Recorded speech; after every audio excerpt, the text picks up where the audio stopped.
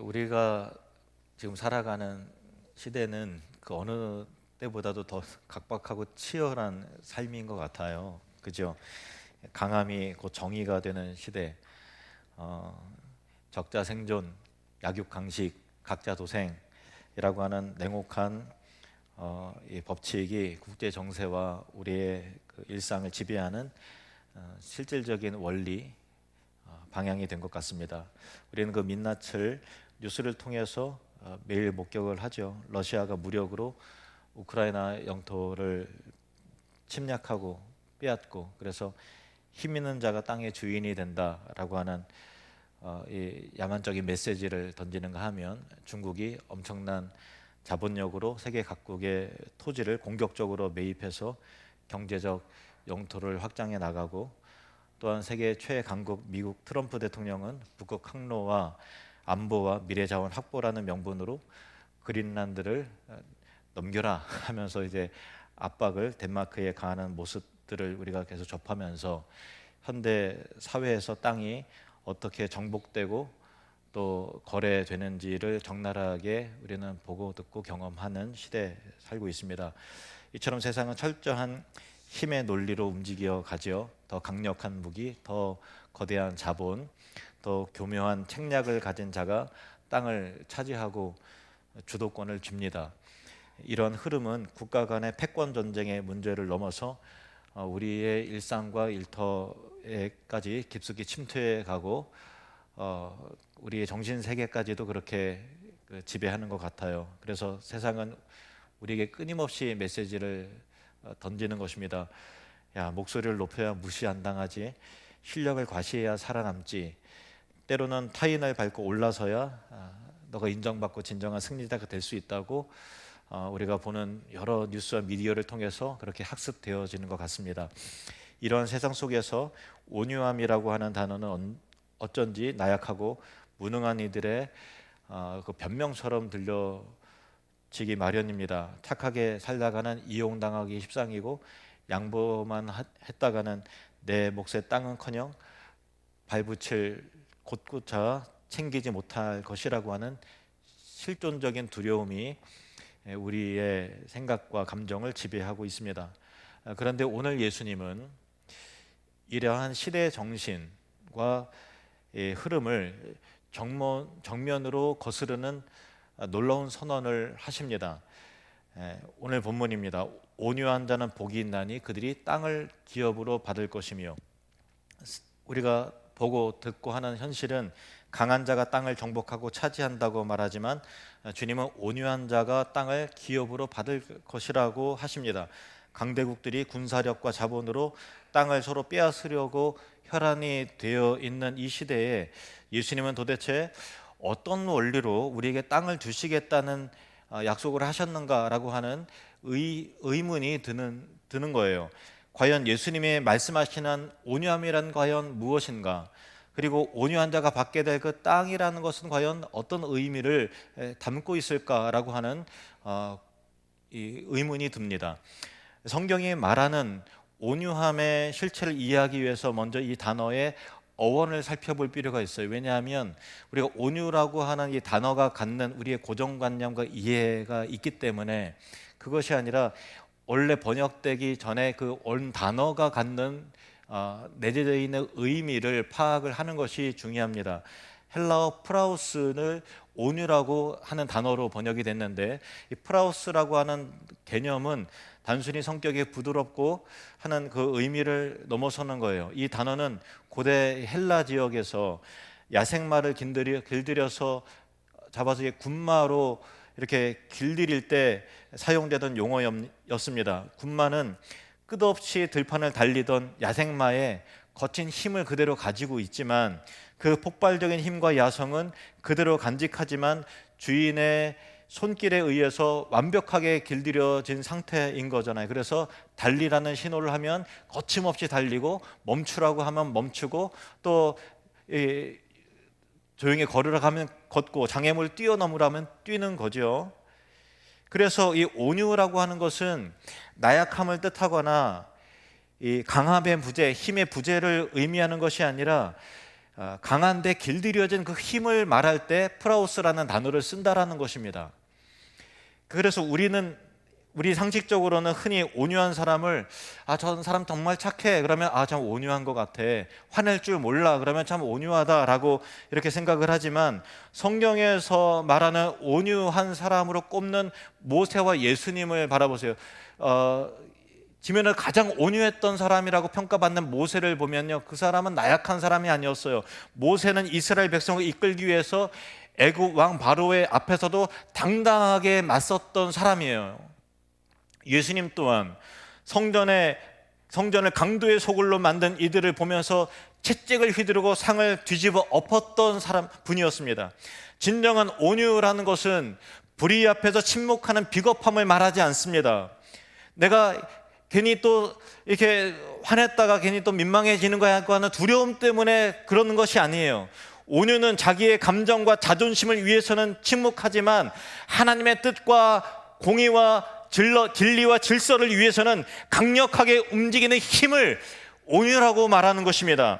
내 안에 거친 야성을 내 뜻대로, 내 욕망대로, 감정대로 분출하고 휘두르는 것이 아니라 철저한 하나님의 주권적 손길에, 그 통제권 아래에 맡기는 힘, 조절할 수 있는 그 힘을 온유라고 하는 것입니다. 이것은 훈련된 운동선수와의 근육과도 같아요. 초보자는 힘을 줄 때와 뺄 때를 몰라서 운동할 때 온몸이 경직되어 있잖아요. 그래서 쉽게 지치죠.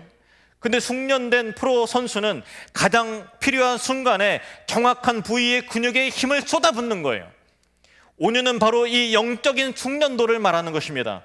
내 혈기와 고집이 하나님의 손길에 의해, 말씀에 의해 다듬어지고 깎여나가서 비로소 주인의 쓰시기 합당한 그릇이 된 상태를 온유라고 성경은 정의한다는 것입니다. 그래서 온유한 사람은 절대로 환경에 휘둘리지 않아요.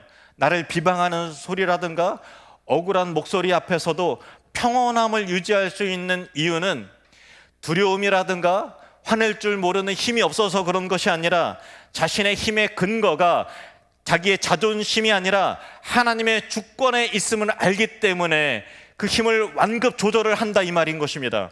이러한 온유함의 실체를 우리는 다윗의 삶에서 선명하게 목격을 합니다. 다윗이 억울한 일을 겪으면서 사울 왕을 피해서 쫓겨서 광야로 도망가요. 그 광야를 헤맵니다. 그때 다윗에게 절호의 기회가 찾아오는 거예요. 자신을 죽이려고 혈안이 된 사울이 볼일을 보기 위해서 엔게디 광야 동굴로 홀로 들어오는데, 그 깊숙한 곳에 다윗과 함께한 사람들이 있었거든요. 그러니까 다윗의 부하들은 흥분해서 속삭여요. 이 절호의 찬스 아니에요? 하나님이 주신 기회 아니에요? 보십시오, 하나님의 원수를 당신의 손에 넘기신 바로 그날입니다. 이 동굴들이 얼마나 많은데 하필 이 동굴에 들어왔다는 것은 지금 이 순간 당장 끝내라는 신호가 아닙니까? 다윗 안에서도 수만 가지의 생각이 교차했을 거예요. 그래, 지금 이 칼을 한 번만 휘두르면 지긋지긋한 도망자의 생활이 끝날 것이고, 내 억울한 감정의 분풀이도 될 것이고, 하지만 다윗은 일어나서 사울의 숨통을 끊는 대신에 그의 겉옷자락을 가만히 뵙니다. 그리고 나서는 성경은 놀라운 장면을 기록을 하는데, 그 작은 옷자락 하나를 벤 것뿐인데도 다윗은 마음에 가책이 오고 찔리기 시작한 거예요. 이것이 바로 하나님께 길들여진 영혼의 예민함입니다.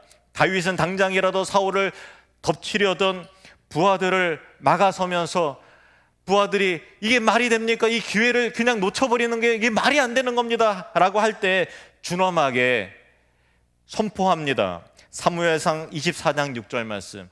자기 사람들에게 이르되 내가 손을 들어 여호와의 기름 부음 받은 내 줄을 치는 것은 여호와께서 금하시는 것이니 그는 여호와의 기름 부음을 받은 자가 됨이니라. 사울 왕의 인격과 그가 행한 행위 100번 죽여도 마땅하지만 그걸 보는 게 아니에요. 하나님께서 기름 부어 세웠다라고 하는 그 사실로 인해서 다윗은 그것이 아니다라고 부하들을 만류하는 것입니다. 이것이 바로 성경이 말하는 온유인 것입니다.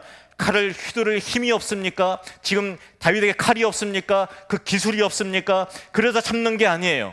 부하들의 정당해 보이는 요구를 거절할 카리스마가 없어서가 아니에요. 내 손에 쥔 칼보다 나를 다스리는 하나님의 말씀이 더 크기 때문에 그 폭발적인 야성과 복수하고 싶은 본성을 하나님의 주권이라고 하는 고삐로 잡아채는 능력이 다윗에게 있었던 거예요.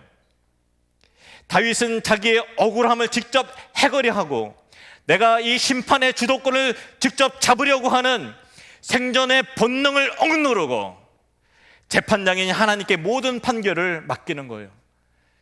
내가 20년, 30년 더 고생하더라도, 언젠가 사울의 칼날에 내가 맞아 죽더라도 내가 감히 심판자의 자리에 서지 않겠다. 이 통제된 힘이 있었기 때문에 그는 비로소 이스라엘의 왕이 될 자격을 하나님 앞에 그리고 사람들에게 증명해내었던 것입니다. 어쩌면 하나님은 사울을 그 앞에 두었을 때 가장 예의주셔야 하셨던 분이 하나님이시겠죠. 너에게 온유함, 자기를 통제할 수 있는 힘이 있느냐? 자기의 본성을 하나님의 뜻에 맡길 수 있는 그 힘이 있느냐, 절제된 능력이 있느냐라는 것을 하나님은 보셨을 것입니다. 그리고 합격했구나, 내가 너에게 기름을 부으마. 이 메시지를 놓치지 마십시오. 지금 우리는 예수님의 산상수훈 가운데 말씀하신 8가지의 그 팔복을 살펴보고 있습니다.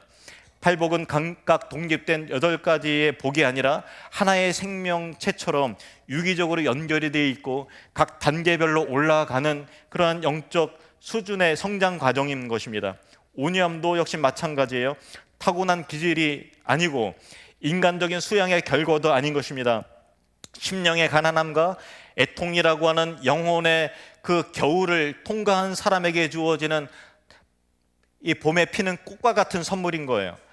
내 눈 속에 들보를 보면서 울어본 사람만이 형제의 눈 속에 있는 티를 온유한 마음으로 만져줄 수 있는 법이죠. 내 눈에 들보가 있는 줄 모르는 사람은 저 사람 눈에 티가 있네 하고서 공격하고 정죄하고 판단하는 것입니다. 그러나 애통한 흔적이 있는 사람은, 심령의 가난함이 무엇인지 아는 사람은, 죄의 심각성과 전적인 부패의 타락에 자기 냄새나는 그 본질을 깨달아보고 애통해 본 사람은 복음적 인격을 갖추는 것입니다. 오래전에 한국교회 원로이신 곽선희 목사님과 사적인 자리에서 대화를 나눈 적이 있었습니다. 제가 목사님에게 여쭸어요. 목사님, 이 젊은 목회자를 보면은 야, 이 사람 목회 잘하겠네, 이 사람은 어렵겠네 하는 게 딱 한눈에 보이시나요? 그랬더니 보이지. 그래서 제가 궁금했어요. 어떻게 그게 보이나요? 뭘 보고 보이나요? 했더니 몇 가지를 말씀하셨는데 그 중에 한 가지가 복음적 인격이었어요. 그래서 제가 그냥 인격이 아니라 복음적 인격이요? 그게 뭐죠? 복음적 인격. 그냥 인격 말고 복음적 인격. 그러면서 이런 말씀하셨어요. 내 아들이 목사야. 그런데 이혼을 했어. 그래서 걔는 지가 얼마나 큰 죄인인 줄 알아. 그래서 복음의 은혜가 뭔 줄 알아. 그래서 목회를 잘해. 복음적 인격이라는 것은 그냥 성격 좋은 사람, 유순한 사람, 화낼 줄 모르는 사람 말하는 게 아니에요. 도덕적인 무결함이라든가 살아온 인생 속에서 이게 실패라든가 어떤 결함 없는 사람을 말하는 것이 아니에요. 인간적인 착함을 말하는 것도 절대 아닙니다. 그것은 복음으로 철저히 다듬어진 인격을 말하는 거예요. 심령의 가난함을 통해서 애통을 경험하고 그 깨어진 틈 사이로 부어지는 하나님의 십자가의 복음의 용서에 압도되어서 온유함이 장착이 된 상태인 것입니다. 그래서 내 힘으로 인생을 휘두르고 제멋대로 성질내고 하는, 판을 뒤집어엎고 하는 그 혈기와 야성의 십자가 앞에서 꺾여지고 하나님의 주권에 의해서 길들여진 모습이 바로 온유한 자라는 것입니다. 복음적 인격. 그래서 온유는 복음으로 다듬어진 실력을 말하는 것입니다. 나를 증명하려던 혈기를 죽이고 하나님 앞에서의 의의가, 하나님의 의의가 드러나도록 하게 하는 실력. 비방 속에서도 나를 혈기내고 변화하기보다 하나님의 때와 판결을 기다리는 실력인 것입니다. 이 복음적 인격이 우리 안에 세워질 때 우리는 비로소 땅을 기업으로 받는 하나님의 자녀로 자라갈 수 있는 것이죠. 우리는 앞서 온유함이 무엇인지 그리고 그것이 어디서 오는지를 지금 살펴보고 있습니다. 그렇다면 주님은 왜 온유한 자에게 땅을 주시겠다고 약속하셨는가 하는 거예요. 앞서서 우리는 강대국들의 무력과 자복과 정치적인 힘과 세상의 힘으로 땅을 차지하려고 하는 현실들을 살펴봤는데, 이처럼 우리가 경험하는 이 세상에서의 땅은 언제나 힘의 논리와 또 자본에 의해서 정복되고 거래되고 갈취하고 갈취당하고 하는 그 대상이 바로 땅이죠. 이러한 정복의 논리는 국가 간의 전쟁에만 있는 것이 아닙니다. 우리의 일상에서도, 우리가 경험하는 영토에서도 매일같이 벌어지는 거예요. 직장에서도 더 높은 직급이라고 하는 영토를 누가 더 먼저 선점하고 올라가기 위해서 동료를 끌어내리고 깎아내리고, 내 성과를 증명하기 위해서 교묘하게 동료의 타인의 공로를 슬쩍 내가 한 것처럼 가로채고 하는 건 역시 일종의 정복 전쟁이 우리 일상 가운데도 벌어지는 거예요. 가게를 운영하고 식당을 경영할 때 서로 간에 암암리에 있는 그런 이 경쟁 구도가 벌어지죠. 내 위치와 자존심이라고 하는 땅을 지키기 위해서 상대방에게 날카로운 말을 퍼붓고 기를 죽여야만, 목소리를 높여야만 승리했다고 믿는 우리의 삶의 방식이 바로 세상에 말하는 땅을 얻는 방법이지 않습니까? 이것이 우리가 날마다 경험하는 이 세상이잖아요. 그런데 예수님은 전혀 다른 통치의 원리를 선포하신다라는 거예요. 이게 도대체 무슨 말인가 하는 거예요. 예수님 말씀이 과연 이 시대에 통한단 말인가 하는 거예요. 예수님은 땅은 정복하는 것이 아니라 기업으로 받는 것이라고 말씀하시는 거예요. 도대체 무슨 말입니까? 온유한 자는 복이 있나니 그들이 땅을 기업으로 받을 것이며, 온유한 자는 복이 있나니 그들이 땅을 정복할 것이다 라는 것이 아니에요. 기업으로 받을 것이며, 여기서 기업이라고 하는 것은 상속을 의미하는 것입니다. 땅은 내가 피를 흘려서 쟁취하는 전리품이 아니라 아버지가 자녀에게 거저주는 선물이라는 의미에서 예수님 말씀하시는 거예요. 예수님 시편 23편의 말씀을 인용하시면서 놀라운 역설을 확증하십니다.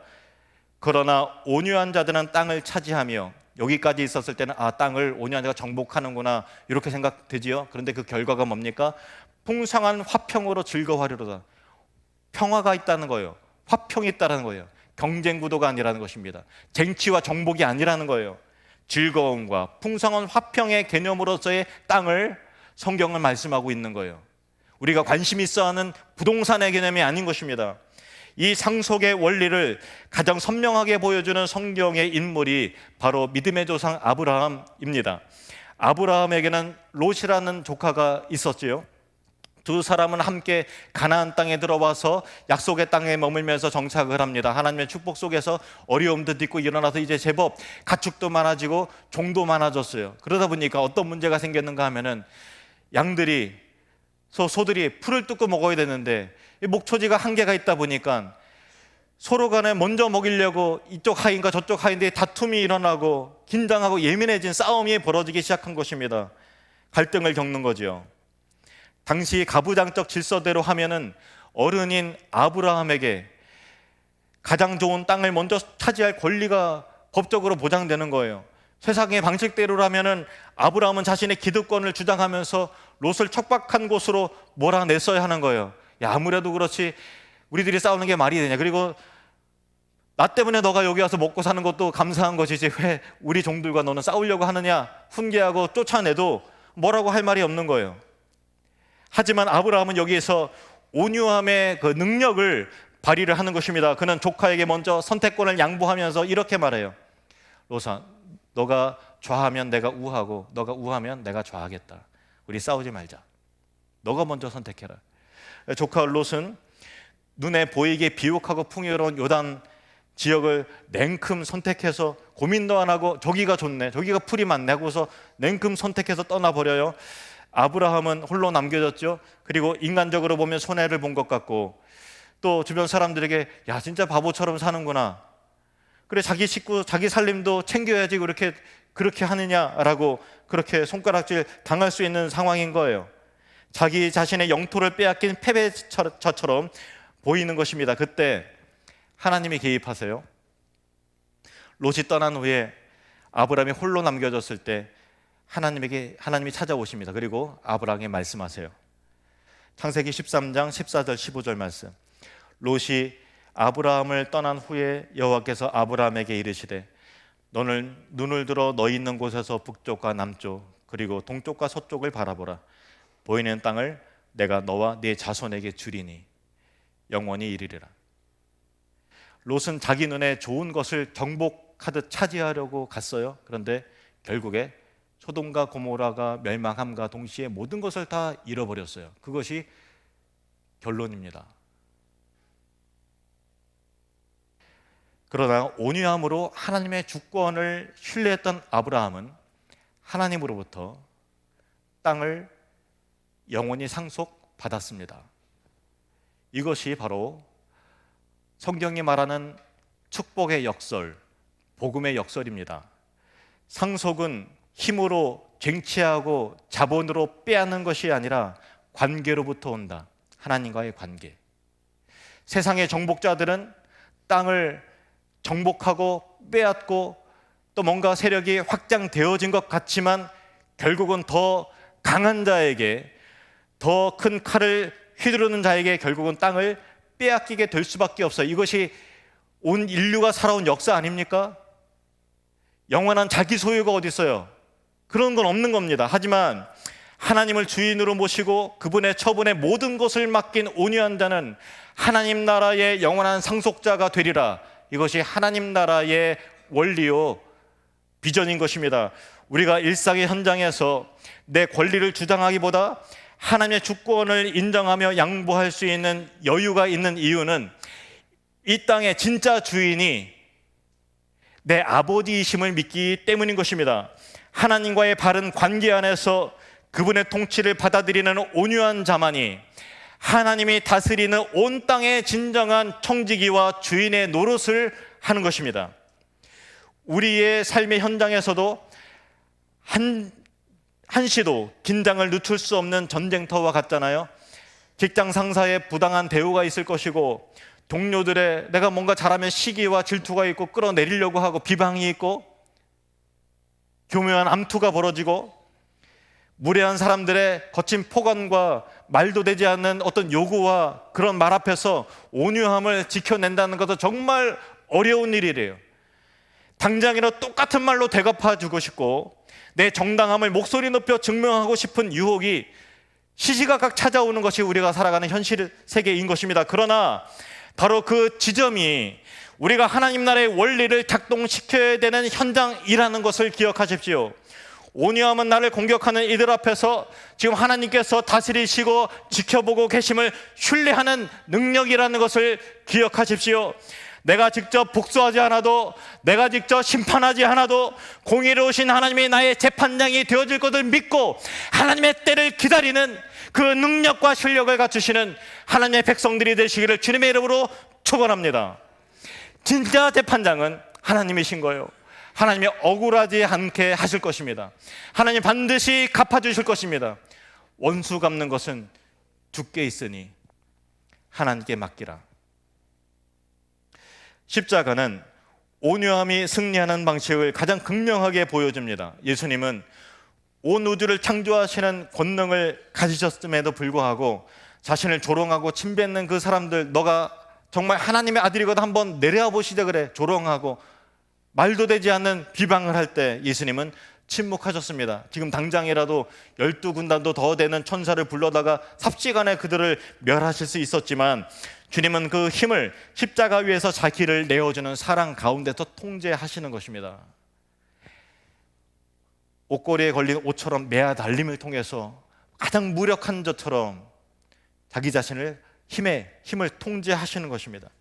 사상의 눈으로 볼 때 십자가는 비참한 패배고 힘의 논리를 보면 예수는 철저한 실패자였습니다. 그러나 하나님은 그 온유한 희생을 통해서 죽음의 권세를 깨뜨리시고 온 인류를 구원하시는 위대한 승리를 이루셨던 것입니다.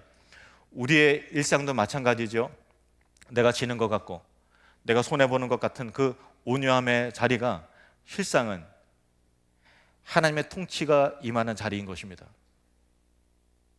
우리가 천국을 누리며 확장하는 사람들이 되게 해달라고 그러잖아요. 하나님 나라의 다스림이 혈기 가운데 세상 사람들과 똑같은 방식으로 갚아주는 자리에 하나님 나라가 임하는 것이 아니라 내 힘을 조절하는 그 자리에 주님의 나라가 임하는 것입니다.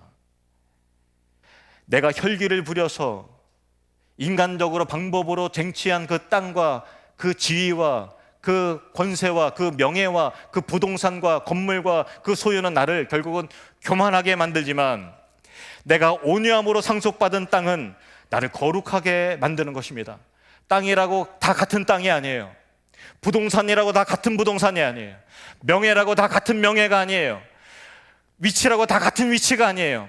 어떤 방식으로 하나님께서 주신 상속을 받았느냐, 아니면 내 힘으로 쟁취하고 빼앗았느냐는 같은 땅이 아닌 거예요. 온유함은 상대를 제압하는 거친 혈기에서 나온 힘이 아니라 관계를 회복시키는 생명의 능력인 것입니다. 온유한 자는 땅이라는 환경에 지배당하지 않고 오히려 그 땅에 하나님의 임재를 풀어놓는 축복의 통로가 되는 것입니다. 레프 톨스토이의 단편 소설 사람에게는 얼마만큼의 땅이 필요한가라고 하는 소설이 있어요. 그 짧은 글인데 거기에 파홈이라고 하는 소장농이 등장을 해요. 그가 이제 어떤 제안을 받는가 하면은 하루 동안 걸어서 돌아오는 선 안으로, 그러니까 출발해서 하루 해가 질 때까지 돌고서 돌아오는 땅을 파홈에게 다 모든 땅을 주겠다고 제안을 받는 거예요. 그래서 파홈은 걸으면 손해일 거 아니에요. 그러니까 열심히 뛰어가는 거예요. 열심히 숨이 턱까지 채워들어 열심히 더 큰, 더 영역을 확보하게 하기 위해서 달리는데, 자기 다리가 지금 후들거리고 체력이 다 빠져서 그런데 지금 돌아가면은 그래도 조금만 더 뛰면 내가 대지주가 될 수 있는데 여기서 돌아가면은 그냥 내가 너무 후회가 될 것 같은 거예요. 그러니까 피를 토하는 심정으로 더 열심히 달려갑니다. 그러다가 돌아가야 될 길이 점점 멀어진 거예요. 그래서 열심히 달려갑니다. 숨이 턱까지 튀어오르고 입에서 피가 나는 것 같고 숨을 헐떡거리면서 간신히 힘을 내서 출발선까지 도착을 했는데 과도한 욕심에 심장이 터지고 피를 쏟고 그 자리에 죽고 말아요. 그를 묻어주던 하인이 깨닫는 거예요. 야, 파움에게 필요했던 땅은 그가 묻힐 그 작은 체구만한 크기의 흙뿐이었네. 이런 말을 하는 거예요. 이것이 사람에게는 얼마만큼의 땅이 필요한가? 내가 묻힐 자리만큼의 땅만 있으면 된다라고 하는 철학적 의미가 톨스토이의 글에 담겨져 있습니다. 어린 시절 땅 따먹기 놀이를 한 적이 남자분들한테 있을 거예요. 동네 꼬마들이 해질녘 동네 마당에 모여서 숨바꼭질도 하고 또 뭐 오징어 게임도 하고 또 땅 따먹기도 하고 놀잖아요. 그때 작은 원을 못으로 손을 그리고 작은 원을 그리고 바둑알 크기의 작은 돌 하나에 온 정신을 집중을 해서 손가락으로 튕겨요. 그래서 3번 만에 그 돌아오게 되면 돌멩이가 지나온 궤적만큼 자기 땅이 되고, 그리고 또 손가락 뺨을 져서 이렇게 해서 그 뺨의 크기만큼 손을 쫙 벌려 부들부들 떨면서 쥐어서 그 영역만큼 또 내 땅이 되는 거예요. 그래서 한 뼘이라도 더 넓은 땅을 차지하기 위해서 온갖 애를 쓰고 상대방의 영역에 돌이 침범했느냐 안 했느냐, 그 손을 밟았느냐 안 밟았느냐 목소리를 높여 싸우기도 한 겁니다. 그때는 그 선 하나가 세상에서 가장 소중한 경계의 선인 줄로 알고 가장 영역이 높아졌을 때 가장 큰 부자라는 생각이 들었지만, 그 치열했던 정복 전쟁은 그리 오래가지 않잖아요. 골목 거기에서 태규야 밥 먹어라, 얘들아 저녁 먹어라 하고 부르는 엄마의 소리가 들려오면 그 상황은 순식간에 종료가 되는 거예요. 그냥 방금 전까지는 내 땅이다 아니다 우기며 싸우던 아이들은 약속이라도 한 듯이 그냥 주저하지 않고 일어서는 거예요. 그리고 미련 없이 손바닥으로 발로 애써 넓혀놓은 땅을 쓱쓱 지워버리면서 집으로 뛰어 들어가잖아요. 엄마의 부름이 들리는 순간 그토록 탐내던 마당의 영토는 그저 털고 일어나야 할 흙먼지에 불과하다는 것입니다. 성도는 이 땅에서 열심히 손을 긋고 살아간다 할지라도 이 땅에서 삶도 최선을 다하는 게 중요하죠. 그런데 그 시선이 어디 있느냐? 결국은 다 털고 일어나야 된다라고 하는 시점을 아는 거예요. 시선은 불이 켜진 아버지의 집 창가를 향해 있는 거죠. 내가 그어놓은 선들이 영원할 것처럼 집착하지 않고 언젠가 그 선들을 가만히 지우고 돌아가야 할 본향이 있음을 기억하면서 오늘을 걸을 때 정제된 힘이 나오기 시작하는 것입니다. 그 영원한 곳을 향한 시선에서 온유함이 나와요. 내가 그렇게 싸우지 않아도 된다라는 것을 알게 돼요. 우리가 지우고 떠나야 할 그 좁은 마당 대신에 하나님이 예비하신 영원하고 광대한 대지가 펼쳐진 하나님 나라가 저와 여러분에게 기다리고 있다는 사실을 여러분 꼭 기억하시길 바랍니다. 저녁 노을이 깔리는 인생의 끝자락에 우리가 언내가 다 서게 될 때 이제 그만 고집스러운 선들로부터 시선을 돌려서 사랑하는 내 아들아, 내 딸아, 이제 나의 집으로 돌아오더라라고 말씀하시는 아버지의 집을 항상 기억한다면 우리의 감정은 덜 예민해도 되고 덜 싸워도 된다는 사실을 알게 될 것입니다. 그 따뜻한 부름에 응답하면서 가벼운 발걸음으로 집으로 돌아가는 것, 그것이 바로 땅을 기업으로 받는 자의 가장 복된 뒷모습인 것입니다. 기도하겠습니다.